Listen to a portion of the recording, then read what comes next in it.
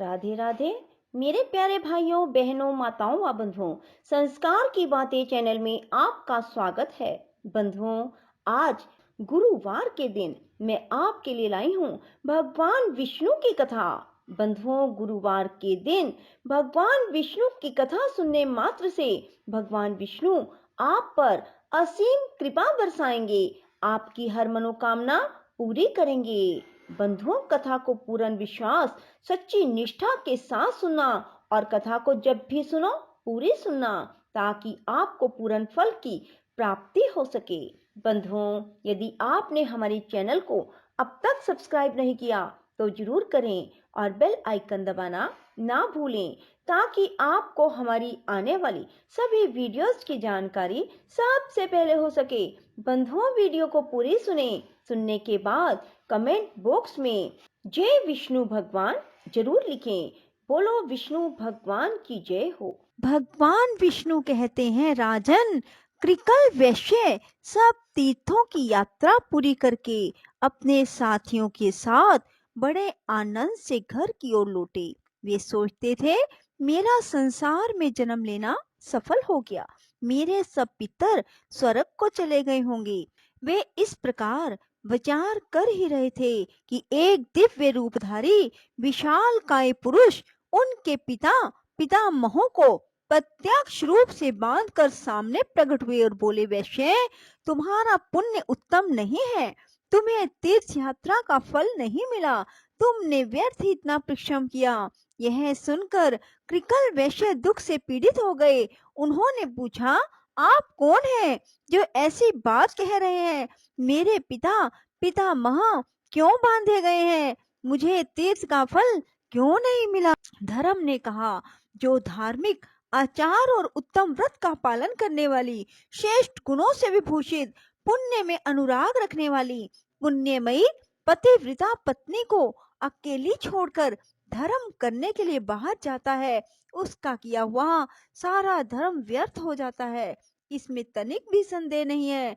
जो सब प्रकार के सदाचार में संलग्न रहने वाली, प्रशंसा के योग्य आचरण वाली, धर्म साधन में तत्पर, सदा पतिव्रत्य का पालन करने वाली, सब बातों को जानने वाली, ज्ञान की अनुरागिनी है, ऐसी गुणवती, पुण्यवती और महासती नारी जिसकी पत्नी हो, उसके घर में सर्वदा देवता निवास करते हैं।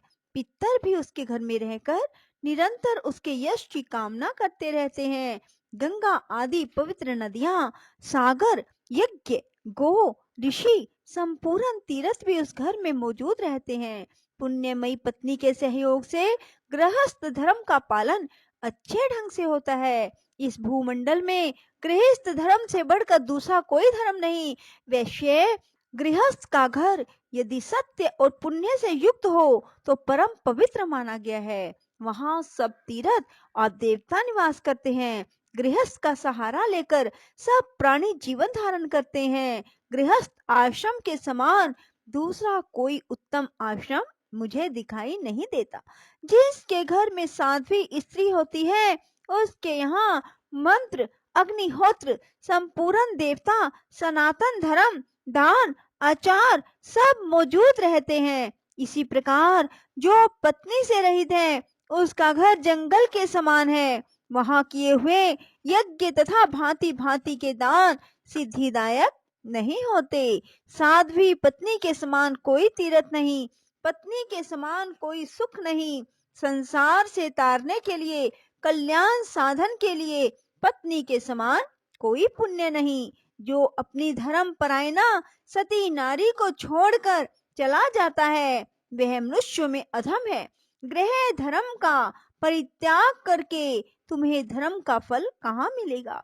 अपनी पत्नी को साथ लिए बिना जो तुमने तीर्थ में स्नान और दान किया, उसी दोष से तुम्हारे पूर्वज बांधे गए हैं। तुम चोर हो और तुम्हारे ये पितर भी चोर हैं, क्योंकि इन्होंने लोलुपतावश तुम्हारा दिया हुआ श्राद्ध का अन्न खाया है। तुमने श्राद्ध करते समय अपनी पत्नी को साथ नहीं रखा था।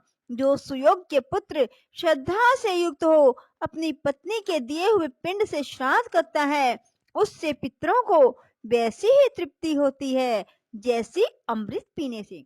इसमें तनिक भी संदेह नहीं। पत्नी ही गृहस्थ धर्म की स्वामिनी है।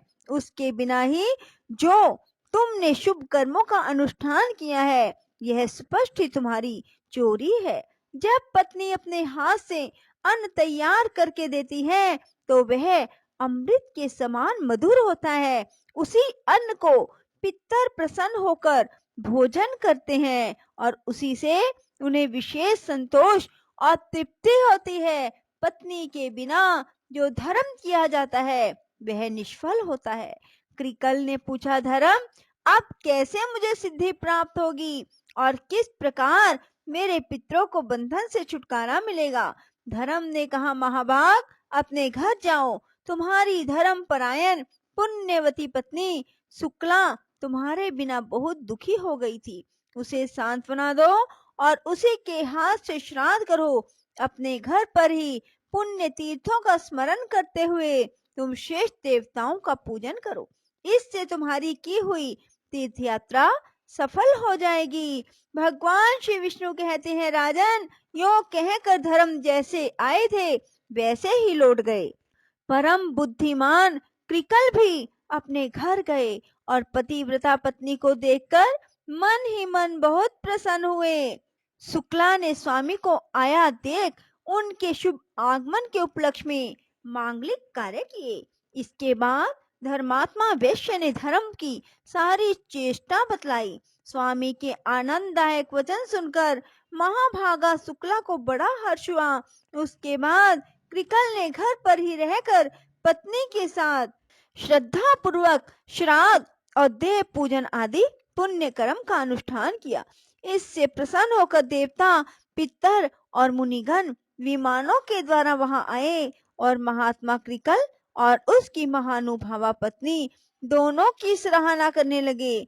मैं, ब्रह्मा और महादेव जी भी अपनी अपनी देवी के साथ वहां गए। संपूर्ण देवता उस सती के सत्य से संतुष्ट थे। सब ने उन दोनों पति पत्नी से कहा, सुव्रत, तुम्हारा कल्याण हो, तुम अपनी पत्नी के साथ वर मांगो। कृकल ने पूछा, देववरों, मेरे किस पुण्य और तप के प्रसंग से पत्नी सहित मुझे वर देने को आप लोग पधारे हैं? इंद्र ने कहा, यह महाभागा शुक्ला सती है। इसके सत्य से संतुष्ट होकर हम लोग तुम्हें वर देना चाहते हैं। यह कहकर इंद्र ने उसके सतीत्व की परीक्षा का सारा वृतांत थोड़े में कह सुनाया। उसके सदाचार का महात्म सुनकर उसके स्वामी को बड़ी प्रसन्नता हुई। हर्ष उल्लास से कृकल के नेत्र डबडबा आए। धर्मात्मा वैश्य ने पत्नी के साथ समस्त देवताओं को बारंबार साष्टांग प्रणाम किया और कहा, महाभाग देवगण, आप सब लोग प्रसन्न हो। तीनों सनातन देवता ब्रह्मा, विष्णु, शिव हम पर संतुष्ट हो। अन्य जो पुण्य आत्मा ऋषि मुझ पर कृपा करके यहाँ पधारे हैं वे भी प्रसन्नता प्राप्त करें। मैं सदा भगवान की भक्ति करता रहूं। आप लोगों की कृपा से धर्म तथा सत्य में मेरा निरंतर अनुराग बना रहे। इसके बाद अंत में पत्नी और पितर के साथ मैं भगवान श्री विष्णु के धाम में जाना चाहता हूँ। देवता बोले, महाभाग एवं अस्तु, यह सब कुछ तुम्हें प्राप्त होगा। भगवान श्री विष्णु ने कहा, राजन, यह कहकर देवताओं ने उन दोनों पति पत्नी के ऊपर फूलों की वर्षा की, ललित, मधुर और पवित्र संगीत सुनाया। वर देकर वे उस पतिव्रता की स्तुति करते हुए अपने अपने लोक को चले गए। इस परम उत्तम और पवित्र उपाख्यान मैंने पूर्ण रूप से तुम्हें सुनाया। राजन, जो मनुष्य इसे सुनता है वह सब पापों से मुक्त हो जाता है।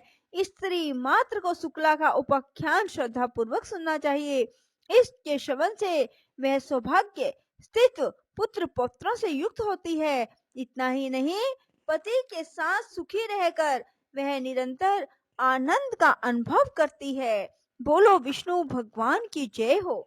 राधे राधे। जय श्री कृष्णा। बंधुओं, यदि आपको हमारी वीडियो पसंद आए तो इसे लाइक करें और शेयर भी जरूर करें। धन्यवाद।